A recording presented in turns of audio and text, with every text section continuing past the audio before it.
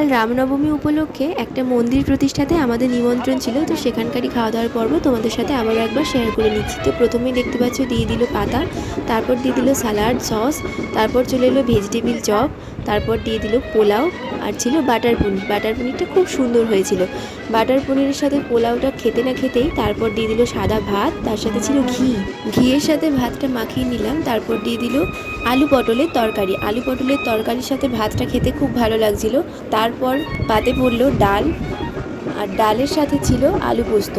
আলু পোস্তটা অসাধারণ হয়েছিল।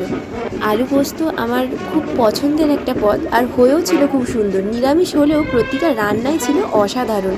তারপর দিল চাটনি, পাঁপড়, আর ছিল পায়েস। পায়েসের পর পাতে পড়লো 2 রকমের মিষ্টি, একটা কমলাভোগ আর একটা রসগোল্লা। আমি কমলাভোগ খাই না, ওই জন্য মায়ের পাত থেকে দেখালাম। তারপর দিয়ে দিল আইসক্রিম, হজমোলা। ধন্যবাদ, দেখা হবে আবার অন্য কোনো ভিডিওতে।